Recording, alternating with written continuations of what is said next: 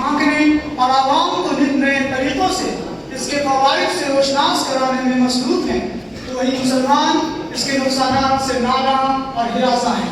مسلم تنظیموں اور سیاستدانوں میں شدید غم و غصے کی لہر دیکھنے کو مل رہی ہے۔ بہرحال مسلمان اس بل کو واپس کروانا چاہتے ہیں۔ آخر فوائد و نقصانات میں سے حقیقت کیا ہے؟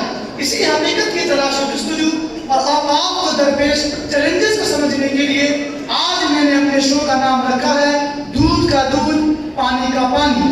سجاد ٹائمز کے اس اہم شو میں آپ تمامی حضرات کا خیر مقدم ہے۔ اس اہم ڈسکشن میں حصہ لینے کے لیے تشریف لا رہے ہیں وقف بورڈ کی نمائندگی کرنے والے جناب سجاد خشتر، عدنان نشتر اور ابراہیم رئیسی صاحب، آپ حضرات کا خیر مقدم ہے۔ شکریہ۔ اس کے بعد برسر اقتدار پارٹی کی طرف سے پدھار رہے ہیں انبھت پاکرا اور سوریہ یاترا جی، آپ دونوں کا ہاردک سواگت ہے۔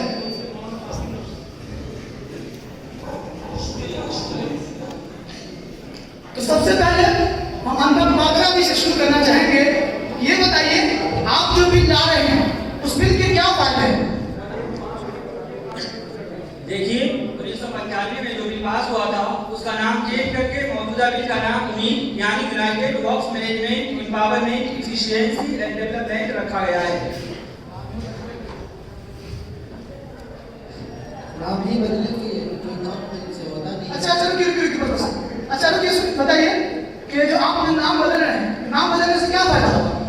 جی سنیے، 1995 میں کانگریس کے شاسن میں جو بل پاس ہوا تھا وہ وقف بورڈ کے لیے انکانسٹیٹیوشنل تھا۔ اس کی وجہ سے وقف بورڈ میں دھاندلی بڑھ گئی ہے، اوقاف کی زمینوں پر مافیاؤں کا قبضہ ہو گیا ہے اور وقف بورڈ ان زمینوں کو قانون چلانے میں قانون کے سامنے کمزور تھی، جس کی وجہ سے وقف بورڈ میں موجودہ کرپشن کو ختم کرنے، وقف بورڈ کو بااختیار بنانے اور وقف بورڈ کو بنانے کے لیے 1995 کے قانون میں شنسوزن ضروری تھی۔ اس لیے ہم یہ 40 شنسوزن لے کر آئے ہیں اور یہی اس کا فائدہ اور خلاصہ ہے۔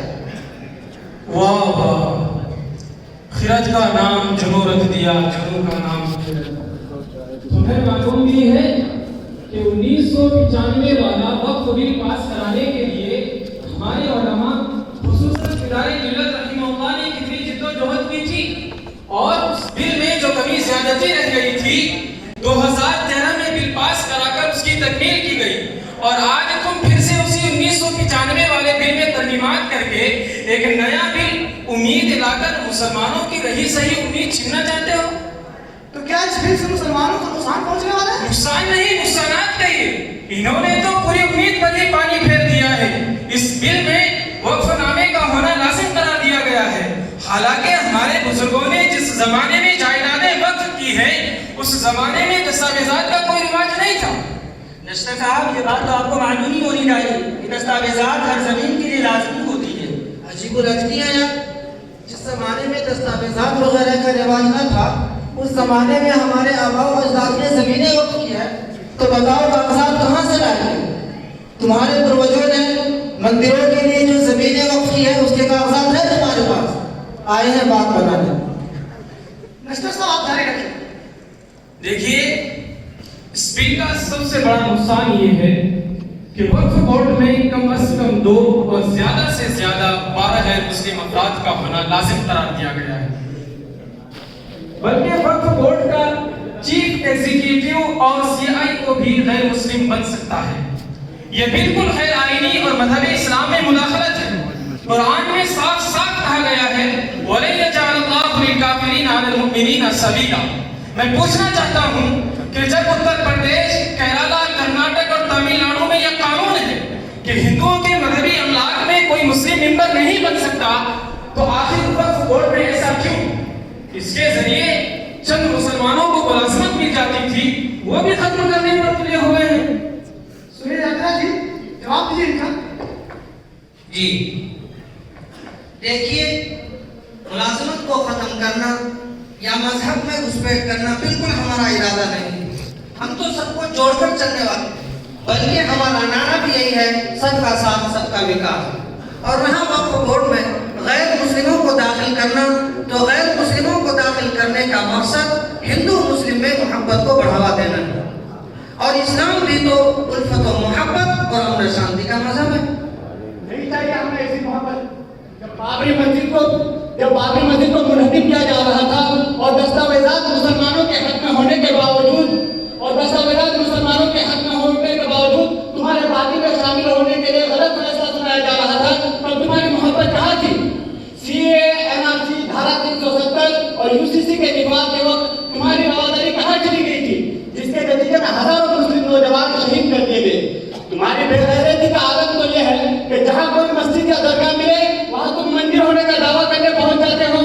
अभी चंद दिन कब जब संभल में 5 मुस्लिम नौजवानों को शहीद किया जा रहा था और खाजा अजमेरी की दरगाह में शिव मंदिर होने का दावा किया जा रहा था, तब तुम्हारी मुहब्बत कहाँ सो रही थी?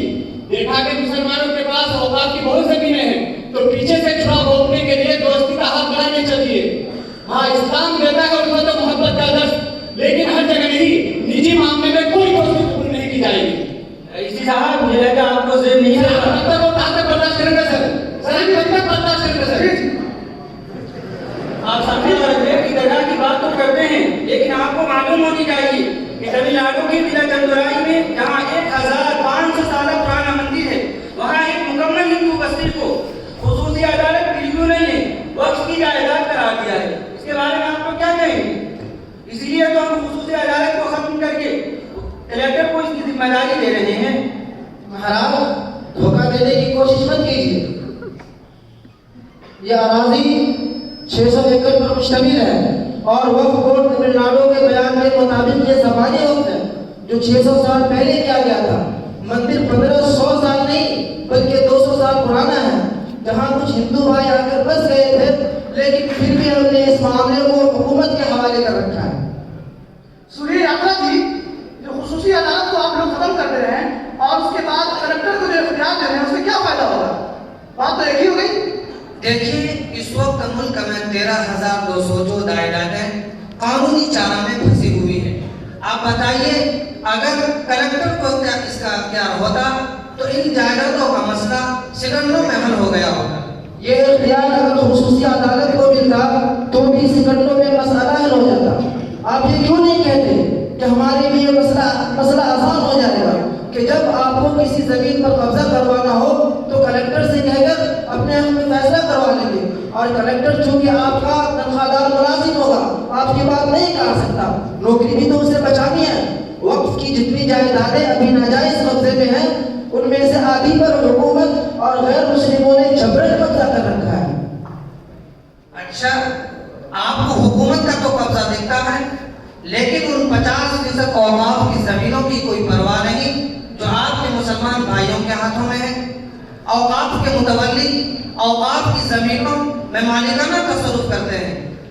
मस्जिदों और कब्रिस्तानों की बहुत सी जमीनें प्लॉटिंग का कारोबार करने वालों के हाथों फरोख्त कर दिया है, लेकिन आपको नजर नहीं आता जिस इमारत का किराया 5,000 10,000 होनी चाहिए, उनका किराया सिर्फ 50 या 100 रुपए आता है। अरे आपके पास तो रेलवे और फौज के पास सबसे ज्यादा जमीनें हैं, आपकी आमदनी अरबों खरबों में होनी चाहिए, लेकिन पता है मुतवल्लियों की बदगुमानी की वजह से सिर्फ 200 करोड़ रुपए की वक्फ बोर्ड को आमदनी हो रही है। एंकर साहब, ये तो मालूम है कि वाक़िफ के मंशा का लिहाज नहीं रखा जा रहा है, नौ मुस्लिमों के वक्फ को कबूल नहीं किया जा रहा है, जो कि शरीयत के खिलाफ है। इन्हें ये तो मालूम है कि हिंदू राजाओं ने मुसलमानों पर वक्फ की गई जायदादों और पाकिस्तान के मुहाजिरीन के औकाफ की जायदादों से मुताल्लिक़ तर्मीमात लाकर हुकूमत वक्फ कानून को मज़ीद कमज़ोर करने की कोशिश कर रही है, लेकिन इन्हें ये नहीं मालूम कि औकाफ की ज़मीनें कहाँ और कितनी हैं और वक्फ बोर्ड की आमदनियाँ किन मसालिक में सर्फ की जा रही है। जवाब दीजिए साहब। देखिए, हमारा मानना तो ये है कि गसब या जालिमाना कब्जा हुकूमत करे, हिंदू करे या मुस्लिम, सब गलत है, सब के खिलाफ कार्रवाई होनी चाहिए। चलो अगर हम ये मान भी लेते हैं कि मुतवल्ली जमीन गसब करता है, तो इससे हुकूमत को गसब करने का जवाब तो नहीं मिल जाता। इब्राहिम रईसी साहब, आप कुछ नहीं फरमा रहे हैं, कुछ फरमाइए। मैं क्या बताऊं, दाखिली और खारजी दोनों सतहों पर औकाफ को चैलेंजेस का सामना है। अच्छा, तो बताइए कि इन हालात में मुसलमानों को क्या करना चाहिए? देखिए, औकाफ के हवाले से हमें तरजीही तौर पर यह काम करना होगा कि کہ ہمارے صاحبہ اوقاف جن میں اکثر عمومی اور مطلق سے ان کو واگزار کیا جائے، یعنی ان کو خالی کیا جائے، ان کو خالی کیا جائے. ان اوقاف پر جو بدقیادت افراد حامی ہیں ان کو بے دخل کرایا جائے. اگر وہ اوقاف حکومت کے قبضے میں ہے تو حکومت کے خلاف عدالتی و قانونی چارہ جوئی کی جائے. ان افراد کے قبضے میں موجود ہمدردان ملت کی جائیدادوں کو ازسرین و قابل انتفاع بنایا جائے جو اوقاف کے ایندھن سے اپنے لیے جہنم کی آگ بھڑکا رہے ہیں. مجھے پتا ہے کہ حکومت اور سرمایہ دار طبقے نے اوقاف کی زمینوں پر بڑی بڑی بلڈنگیں اور کمپنیاں تعمیر کر رکھی ہے جن کو خالی کرنا مشکل ہے. جیسے لیکن کم از کم مدت بھی کرایہ دینے پر ان کو مجبور تو کیا کرنا چاہیے. دوسری بات، اوقاف کی واگزاری کے لیے ہمیں اجتماعی کوشش کرنی چاہیے، تبھی مفید نتائج برآمد ہوں گے. اور اس بات کا امکان ہے کہ امت کی امانتیں ملت کے تعمیری کاموں، خاص طور پر مطلقہ اور بیوہ عورتوں کی ضروریات، تعلیمی مقاصد، سنگین امراض کے علاج و معالجے کے اخراجات، تحفظ شریعت اور دعوت دین میں استعمال ہو، جو کہ موجودہ دور میں اہم مصرف ہے. ناظرین، آج کا یہ ہمارا شو یہیں پر ختم ہوتا ہے. آپ تمام حضرات کا شکریہ کہ شروع سے آخر تک ہمارے ساتھ بنے رہے، اور ہمارے مہمانوں کا بھی شکریہ جنہوں نے اپنے خیالات کا اظہار کیا. اگلی بار کسی خاص موضوع کے ساتھ آپ سے ملیں گے، آپ سے روبرو ہوں گے. تب تک کے لیے خدا حافظ. السلام علیکم ورحمۃ اللہ وبرکاتہ.